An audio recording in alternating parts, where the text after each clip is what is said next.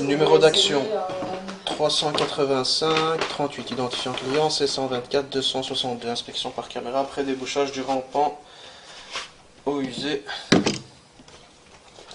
Alors moi si vous voulez essayer par la salle. Inspection depuis l'évacuation de l'évier de cuisine.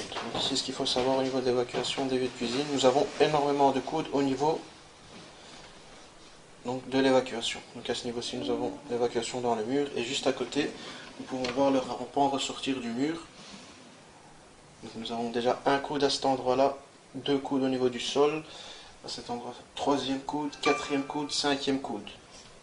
Donc ici en apparent. Début de l'inspection.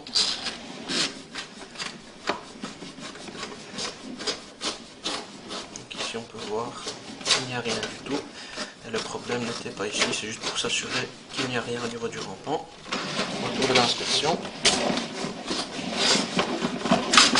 Donc ici pour le débouchage, donc juste à côté dans l'armoire.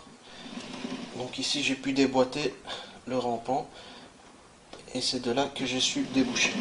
Donc ici je vais déboîter à nouveau pour passer à la caméra. Voici.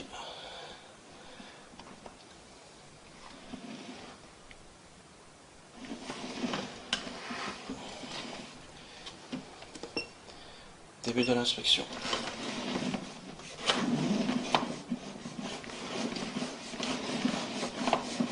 Donc ici pour le débouchage, j'ai quand même dû envoyer plus ou moins 8-9 mètres pour savoir déboucher. Ici nous pouvons également voir que dans le mur et le sol, nous avons énormément de coudes.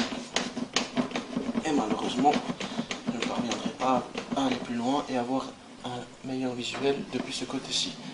Autour de l'inspection. Donc ici ce que je vais faire c'est revenir et essayer de passer ma caméra depuis l'évacuation du lavabo en espérant avoir un meilleur visuel sur tout le rampant. Fin de l'inspection. Inspection par caméra depuis l'évacuation du lavabo.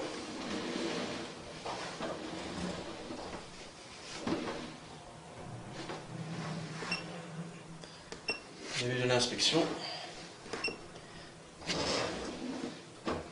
Donc ici nous venons de passer déjà un coude.